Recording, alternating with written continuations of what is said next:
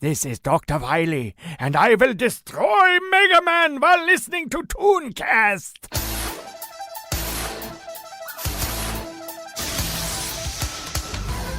Super fighting robot, Mega Man.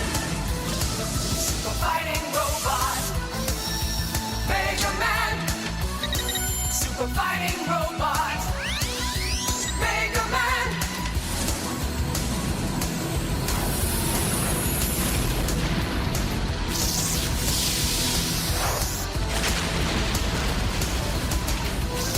Super fighting robot, Mega Man. Super fighting robot, Mega Man. Super fighting robot, Mega Man. Fighting to save the world.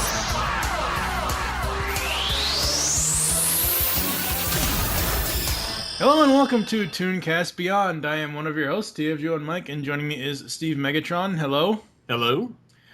We are also joined by TV's Mr. Neil from the Animation Aficionados. Yes, I did say it wrong on purpose. Hello, Neil. Hello. Yes, why must I fight you? We are not enemies. Mega Man 8, everyone.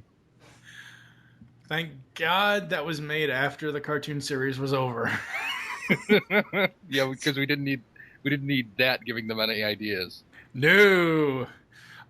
Today, we are going to be taking a trip back in time as we hop into a DeLorean and arrive in 1994 for the classic cartoon Mega Man. Now, everybody always questioned me of my plan of ToonCast Classic and ToonCast Beyond. I think my plan has worked out very well.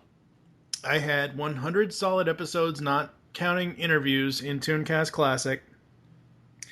There was a set number of shows and a set number of topics that we were going to bring up within those 100 episodes. And then I went and created this podcast where, in the regular episodes, we talk about anything from 2000 and now. Well, the DeLorean Time episodes is what we're calling these, gives us a chance to go back and hit any cartoons that we missed in the original run of ToonCast Classic. So that's what this is all about, and what better way to kick it off than with the 94 Mega Man series. Oh boy. So Steve, very quickly, what have you been up to this week? Well, some Geekcast radio stuff. Yes. My friend has been teaching me the art of playing World of Warcraft. God, why? Well, it's boredom, and he gets a special piece by reactivating and hit one of his old accounts. So it's in favor for him, and then it gives me something to play until Diablo 3 comes out. Also, in addition to that, I'm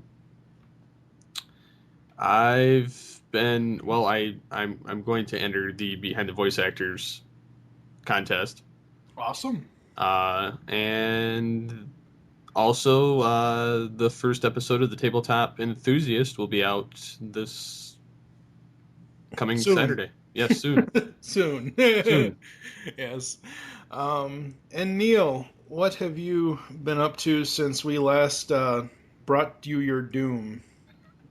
Well, I've been drawing comics, drawing commissions, and I've started Shining the Holy Ark on the Sega Saturn. That's been my week. And I've been watching this cartoon. Yes. All right, so and again, because we are doing DeLorean Times are essentially ToonCast Classic episodes, it is the old format, so it's not the new show format that we have on ToonCast Beyond. So to give you an overview / history lesson of Mega Man, which, let's see here, is a Japanese-American animated television series multi-produced by Capcom Productions, Ruby Spears Productions, Oh Shit Productions? I know that's not correct, but that's what it looks like to me. And Ocean Productions is based on the game series of the same name. The TV series began in 1994 and ended in 1995 and was aired on many syndicated stations at the time. 2 seasons were produced, with a 3rd season planned, but the show was canceled despite respectably high ratings due to budget constraints. Well, $300,000 for an entire budget, yeah, that I don't see how that can be a constraint in 1994. But Steve, what were your general memories of this cartoon? Well, for me, this was the only Mega Man. That piece of crap that came with the Nintendo Captain N. That is not Mega Man for me. Mega wow. Mega High. It sounds like he's like constipated or something, or he just got kicked in the balls. Oh wait, wrong octave. But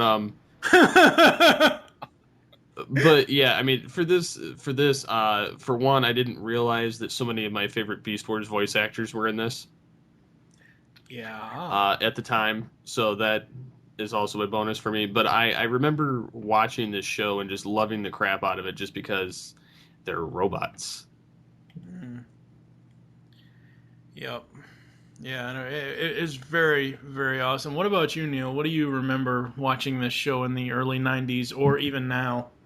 Well, I did see a few episodes back in the early '90s. The one I remember the most vividly is the one with the deaf girl. And, Oh, yeah, yeah. And when I watched it more recently, I was like, "Huh, Mega Man sounds really familiar." And I'm like, and then I'm like, "Oh shit, it's the original Goku. It's Ian James Corlett, Yeah. who is much better than Doug Parker." Well, I think anybody's better than Doug Parker. I mean, Yeah. Pterosaur, come on. And this guy was also played Dr. Wily in Captain N. Yes. See, that's actually Steve and I almost came to blows over that whole argument because I had completely forgotten about this cartoon. I like watching it back now in preparation for this episode. I remembered a whole bunch of stuff that I had completely forgotten. But originally, when Steve and I were talking about Mega Man, and it was when we interviewed Ian James Corlett for Beast Unleashed, our Beast Wars podcast, Beast Unleashed. I had Ian do the Dr. Wily voice for a ToonCast promo. And he's like, well, he's also Mega Man. I'm like, no, he's not. Steve's like, yes, he is. I'm like, no, he's not. I'm like, I remember that shit, man. That was that was Mega Man to me. So that's the only Mega Man. Yeah. But no, I mean, and for me, I remember seeing the series. I think for me, I remember watching, honestly, the intro. Probably the most. Because that theme song, and we'll talk about it a little bit later, but that theme song is so freaking catchy. Oh yes. Then you look at the animation, it's like, holy fucking shit, and then the show starts and it kind of slows down. But some of the episodes are animated pretty well, so I'm not gonna just trash on it. Right, yeah. So yeah, getting into the characters and the voice actors and all that good stuff. You've got Mega Man, Dr. Wily, Gutsman, Proto Man, Dr. Thomas Light, which I never knew his first name was Thomas before watching this. Roll, Snake Man, Brainbot, Eddie. I love Eddie. Eddie's so awesome.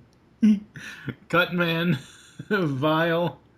Oh wow, I did not know Vile was Beast Wars Ravage. I did not know Lee Toker was in this series. Yeah, why do you think I put it in the image when I made the art? I didn't even really pay attention to that. Sorry. And I love the Mega Man X part, but anyways. Yes. Essentially, this has, a ton of the game characters. I believe someone told me, and actually that someone will actually tell us a little bit later, but since I've already heard it, that the cartoon series was primarily based off of Mega Man 3 and Mega Man 5. Yeah, I don't remember if I saw any Mega Man 6 characters, but it's definitely up to 5. Yeah. Because I had to, there was one that I had to actually look up I had to find a Mega Man wiki and look it up because there was one where I didn't even recognize, I was like, who is this? I was like, what the hell? I think the most amazing thing, and if we, which we probably will have him on again in the future, I think one of the most amazing things for me with Ian James Corlett is, at least according to Behind the Voice Actors, he voiced Rush. Yeah, he did. That is pretty cool. I just can't.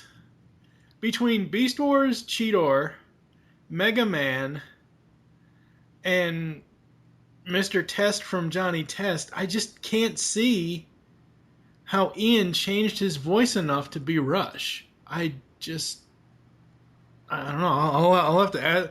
I'll have to, if we when we interview him again, whenever that'll be down the line, I'll have to ask him. So, can you take us through, changing your voice from Mega Man to Rush? Steve, what were some of your favorite characters from the series?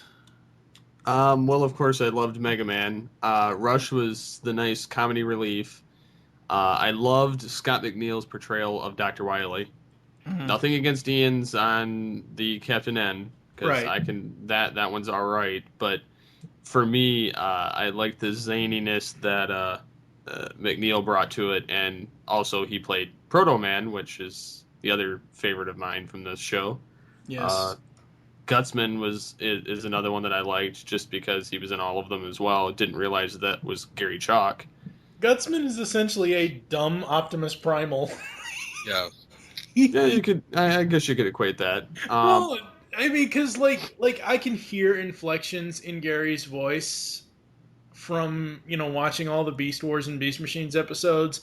I mean, yeah, sure, it is a little different from Optimus Primal's voice, but I don't know. What about you, Neil? Who are some of your favorite characters?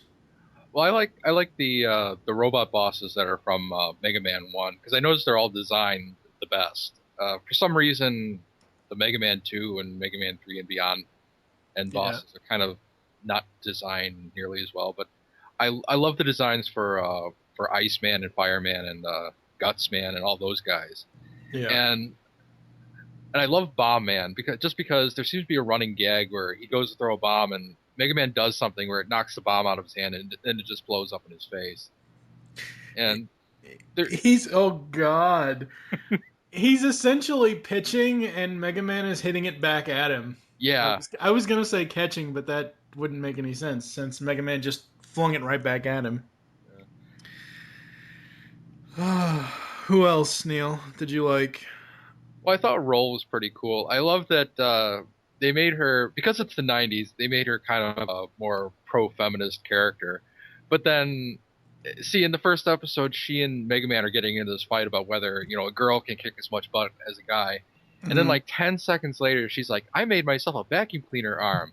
And I'm like, oh my god. Fail. And I think she had a frying pan arm and a toaster arm in a later episode. She did. Yeah, the only good she ever did with those utensils is either smacking someone in the face or vacuuming a robot's face off. Yeah, I was kind of disappointed because I thought because she had the vacuum cleaner arm, I thought that meant that she beat Dustman. Well, I guess she likes to suck a lot then, huh? Oh, I wasn't even going there. Well, he does blow, so. Oh Lord.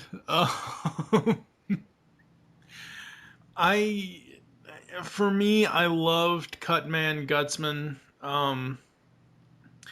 I was kind of disappointed with the Mega Man X characters, only because of the lack thereof of them. Sure, we see Sigma on a screen, and sure, Vile and Spark Mandrill show up, but I don't know, watching it back now, I found myself being very disappointed with that episode because there weren't more of the X-villains in there. I wanted to see Storm Eagle, I wanted to see Chill Penguin, why are you only coming with one? I guess in the context of that episode, Spark Mandrill was powerful enough against regular Mega Man that you didn't need the rest of them, but I don't know. That's really my only problem with that episode. There wasn't more X-villains. It seemed to me like they were setting it up for like a later episode that never happened. Yeah. Well, not only setting it up, but also I think they were helping to promote more of the Mega Man X games that were coming out around that time. Because if you look at it, Mega Man X does look like, Mega Man X, and I think it's cool that Ian James Corlett played a little bit older version of his Mega Man character. And Vile is like, he's almost what Zero would be just on Sigma's side. And I loved the fact that they brought those three characters in, despite them being very underutilized. I love that episode. That still remains one of my favorites out of the Mega Man Mega Man cartoon. Yeah. The thing for me with the, before we kind of get into some of the back history of it, just the overall premise of the show. And yes, I've kind of skipped a category ahead to the premise of the show. The basic plot is that Dr. Wily and Dr. Light were brilliant scientists in the field of robotics who worked together in a laboratory trying to advance the science.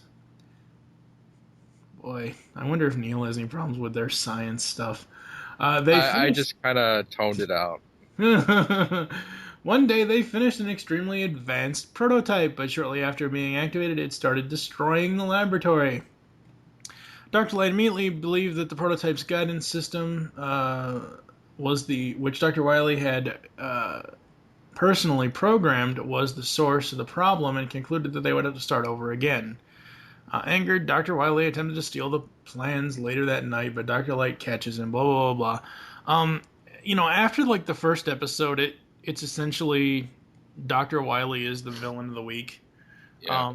Every single week, which is fine. It's Mega Man. You have to have Wily there. But Dr. Light builds rock and roll. God. I know that Rockman is the Japanese name, but I'm sorry. The whole first episode I was watching this, before they started calling him Mega Man, I was like, oh God, rock and roll this, rock and roll that. Oh God, thank God they Americanized it. Well, that theme is all throughout that series, because you got Eddie, who's named after Eddie Van Halen. Rush is named after Rush. Yeah. Treble and bass. Beat. Yeah. It goes on and on and on. Oh, Lord. So funny, so funny. All right, so some of the history stuff here. Where do we want to start with this, Neil? Maybe with just a quick overview of the. I'm not going to go in depth in the games, but just right. The one thing that they didn't really capture in this cartoon is the rock paper scissor aspect of Mega Man, where you beat one boss and then you take that boss's power and beat another boss with it. And the way the game even starts is you're the character of Rock, and there's another guy named Cutman who's like the scissor character, and you're like, aha, maybe I should beat him first. Then you try to figure out what boss you can beat that guy's power with. In the cartoon, though, it seemed like he would steal their powers, and then he would beat the same robot boss with that power. I'm like, that's interesting, but that's not really as interesting as what they could have done with it. Right. But at the same time, to have, because a lot, besides Cutsman and Gutsman and Proto Man, Iceman has 3 or 4 episodes. Bomb Man has 3 or 4 episodes. So you couldn't actually have him, quote unquote, kill these people and steal their powers. Yeah, that's true. That's the other part of it, is that he has to kill them to take the powers, and they couldn't do that. Yeah. But they certainly had enough robot bosses that they could have done 65 episodes and done one boss per episode. Yeah. Yeah, they certainly didn't have to keep reusing and rehashing all the same ones over and over and over. But I understand why they wanted to keep using Gutsman, because Gutsman is just funny. Gutsman, Cutman, Proto Man, those were pretty much the main 3 that Wily used on all the shows. Yeah. Cutman, he's a great villain, but at the same time, he's also one of the worst villains ever. He has bad puns. Well, not only does the bad puns, but I mean, time to cut you off, Mega Man. I said, rock beats paper, or rock beats scissor. Yeah. Well, see, and here's the thing. There's a couple episodes where Mega Man, just kicks the scissors right back at him. And it cuts him in pieces. Yeah. Or, Mega Man will duck out of the way of the scissors. The scissors, effectually a boomerang, will go up and slice something, and it will come down on Cutsman and Gutsman's heads. I love, there's an episode, and again, I don't remember the episode title right off the top of my head, but there's an episode where Gutsman is in a tank, or he's in something. No. It was a helicopter. It was a helicopter. I'm sorry. It was a helicopter. He's in a helicopter and he's trying to find and fight Mega Man, and Mega Man is standing on top of the helicopter as it's moving, and Gutsman punches a hole in the ceiling and sticks his head out each time. It's just this series on a whole is so it's so funny, it's so cliched, but watching it back, it essentially took me back to the 90s. And that's one of the reasons why I think the series has endured and endeared itself to a lot of people over the years. Versus Mega Hi, I'm from Megaland. God. Yeah, that was pretty stupid. Yeah. I guess we should talk about the change, the promotional show and the change in design. Prior to the show's premiere, a short animated promo was released which utilized a graphic style more similar to the graphic design of the games. Now, Neil actually posted this on Facebook. I'll have to put it in the... I'll just see if I can embed it into the GeekCastRadio.com website post. I'm so glad they didn't go that route. But didn't you see Electman? He looks so cute. Yeah, but... It's true, he did, but the thing of it is I like the more, because when I first episode, I was like, oh my god, it's like I'm in Mega Man 1. It's like I'm on a fly on the wall watching Mega Man climb up a ladder and, all this and all that. And I liked the realism of it versus, hey, let's be Superhero Squadish, even though this came out before Superhero Squad was ever even thought of.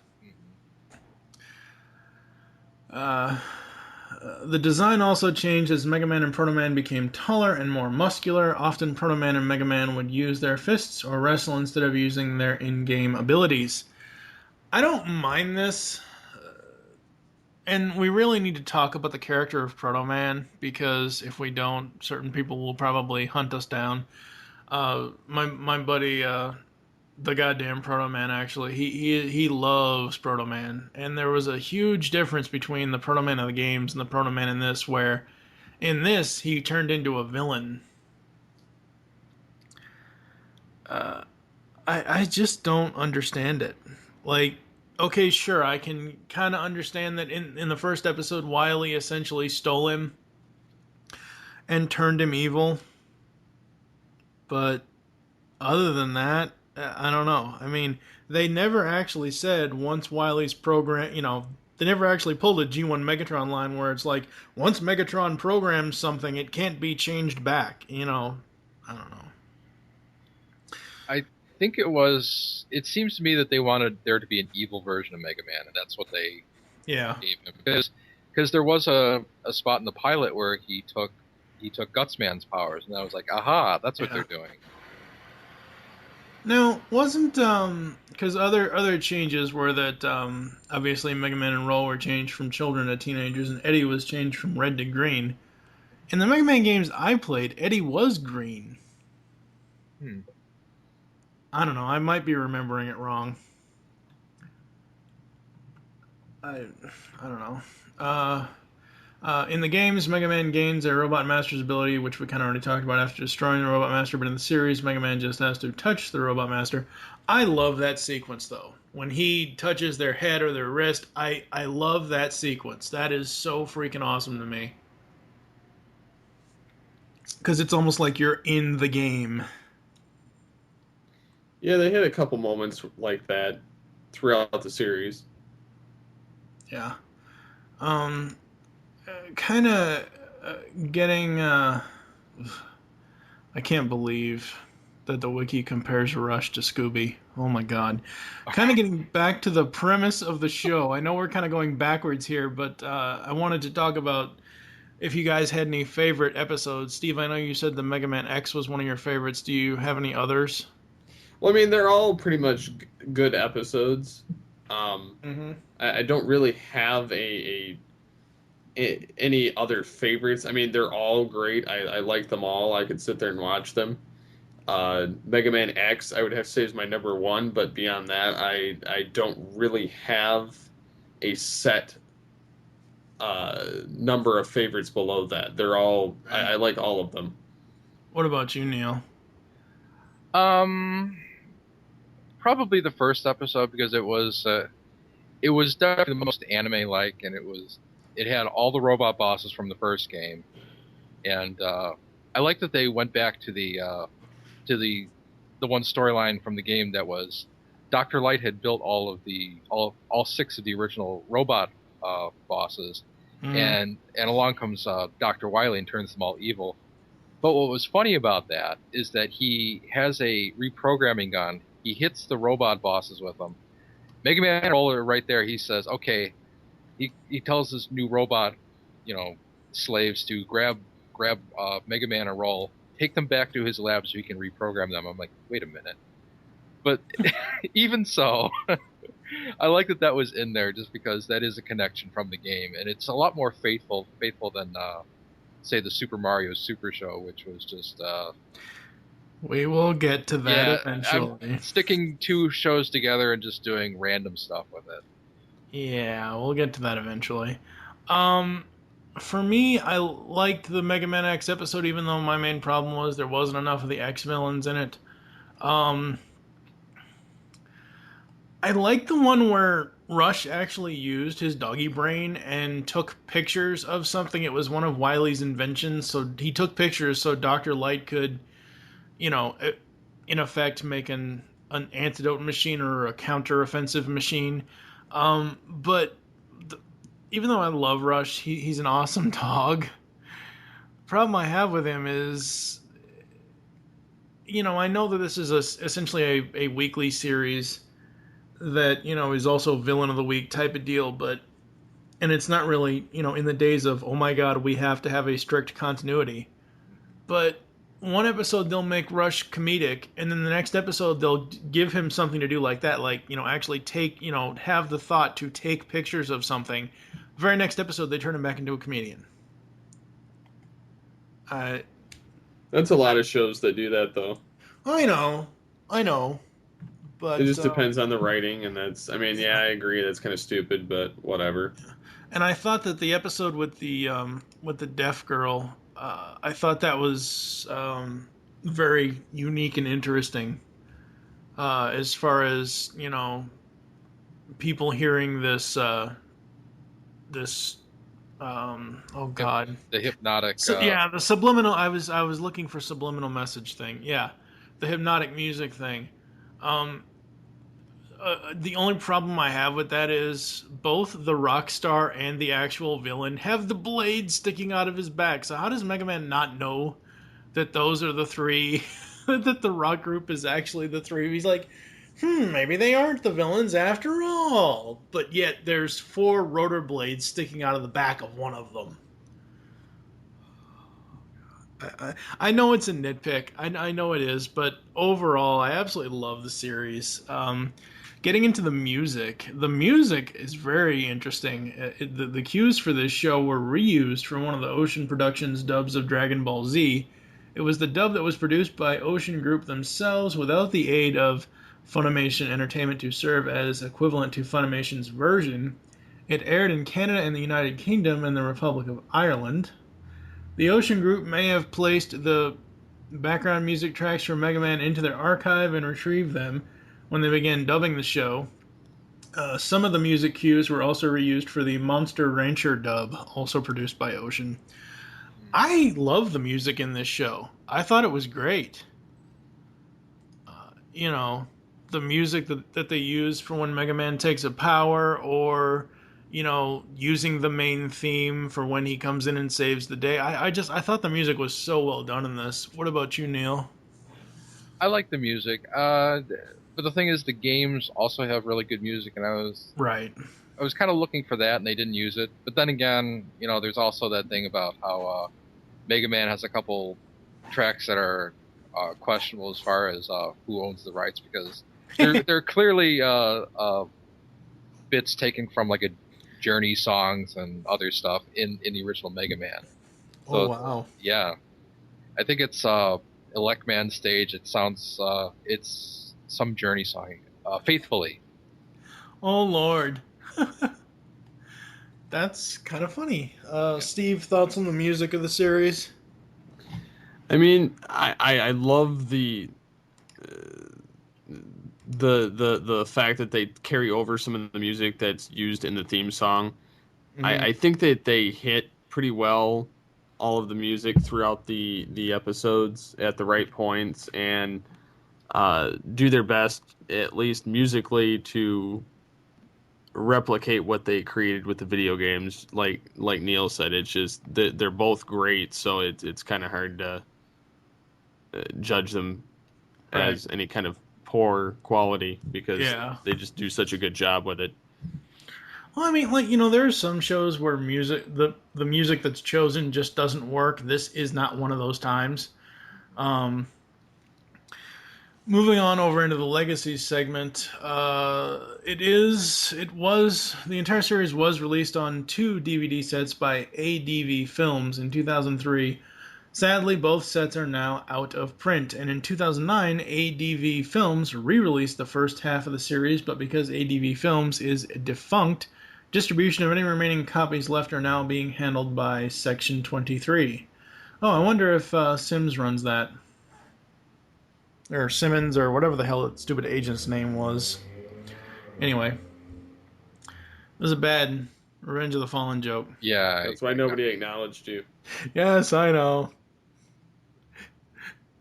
I guess before we go to break, the one thing we haven't really talked about is the anime. I mean, we talked about the differences from the original animation style to what it was, but we haven't really talked about the actual animation style. And I know I'm jumping all over the place this episode, but the show is just so awesome. I'm distracted, damn it. So Neil, what are your thoughts on the animation style?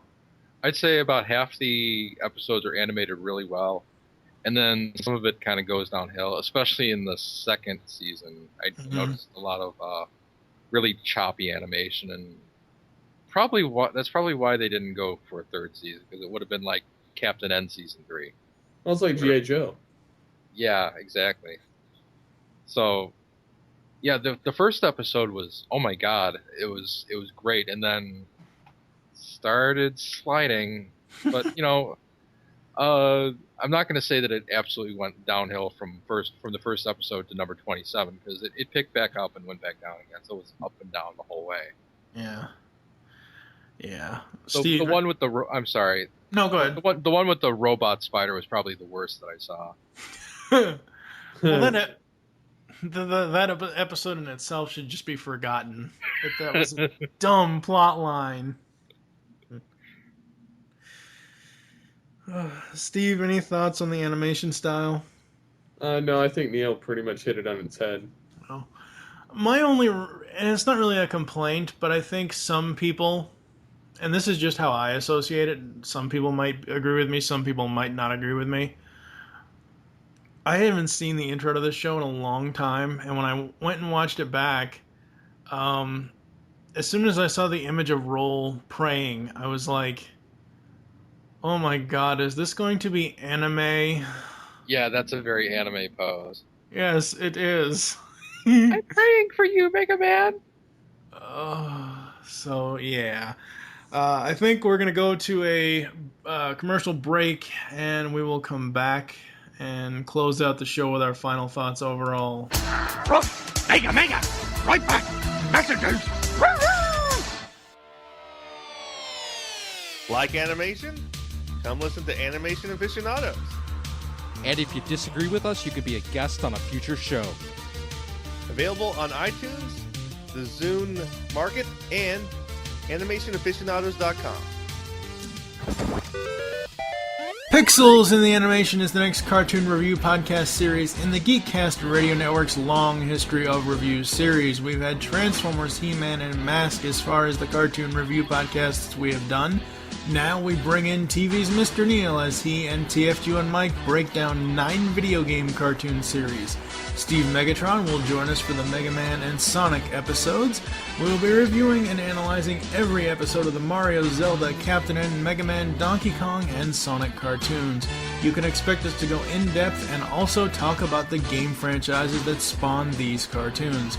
So tune in summer 2013 as we find the pixels in the animation. Movie Week in Review is the GeekCast Radio Network's weekly movie podcast. Steve and Mike take a look back on their favorite films and give you their thoughts. They also bring in co-hosts at times. If you are a movie buff, listen to M-Wire only on geekcastradio.com.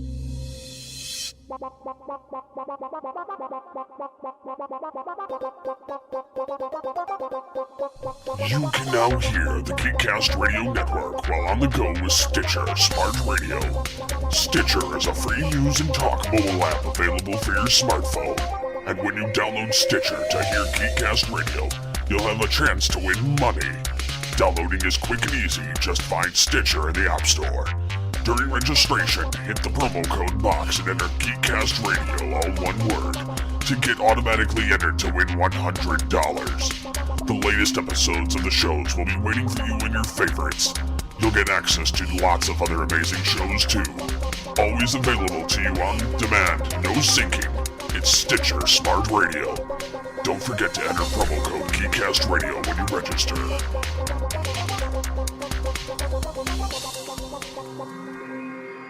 Hey, Chuck. Hey, what's up, Ryan? You know how we talked about doing a podcast? Well, I have some ideas run past you. Yeah, what do you got? I thought we should base it on comics. Well, there's thousands of podcasts about comics. You kind of want to narrow it down a bit. Well, what about Star Wars?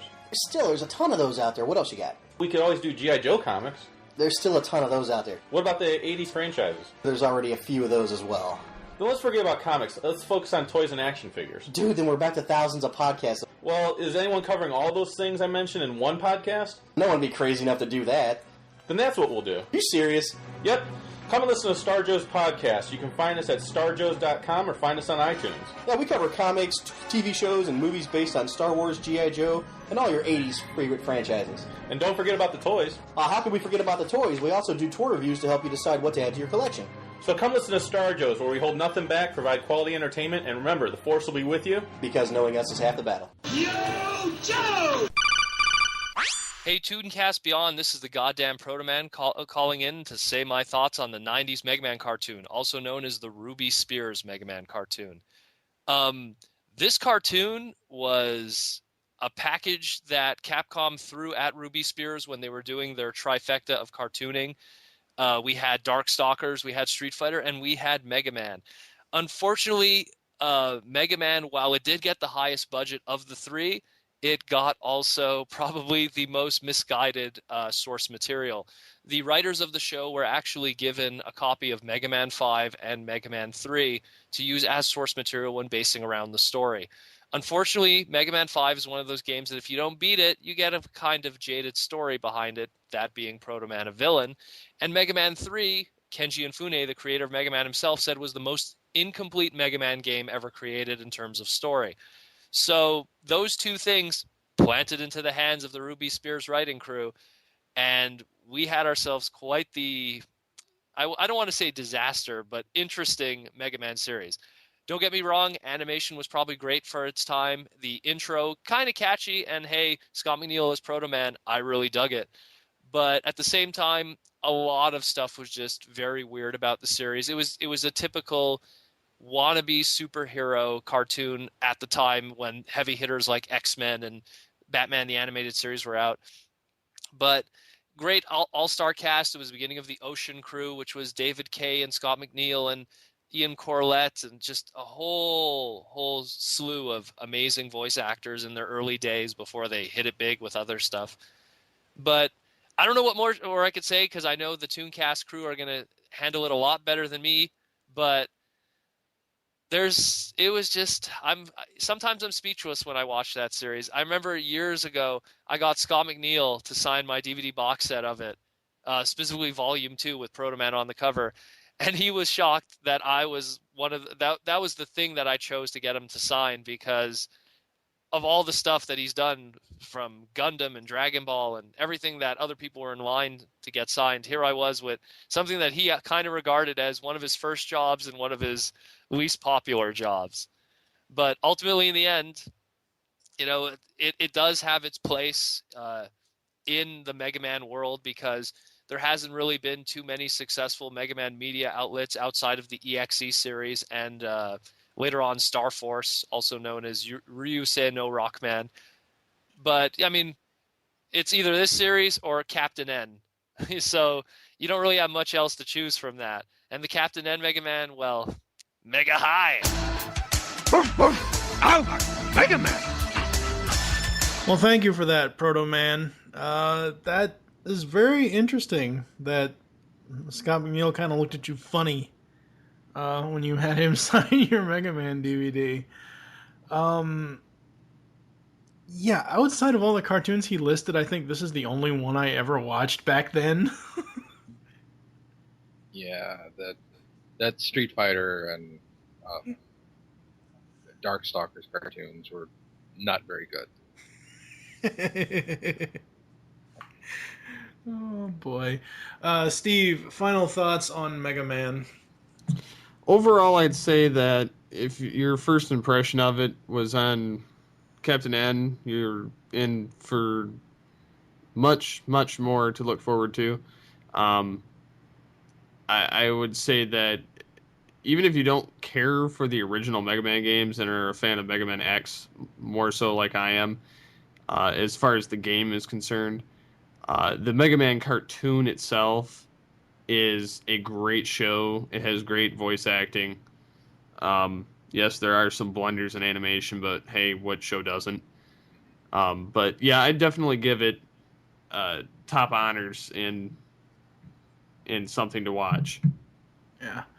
What about you, Neil? Final thoughts? It's definitely one of the better video game cartoons. It's yeah, I could think of a lot worse. I'm not gonna say it's one of my favorites, but it was funny. It was funny both intentionally and unintentionally at times. Yes. For me, I loved watching it back in preparation for this episode, and I did watch all 27 episodes within like the last 2 weeks.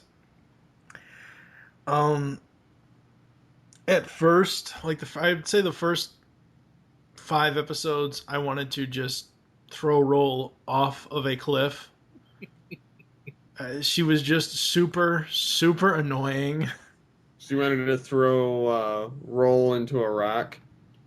Oh, God. Oh, God, yeah. But overall, I agree with you guys. The series has its up moments. It has a few down moments. I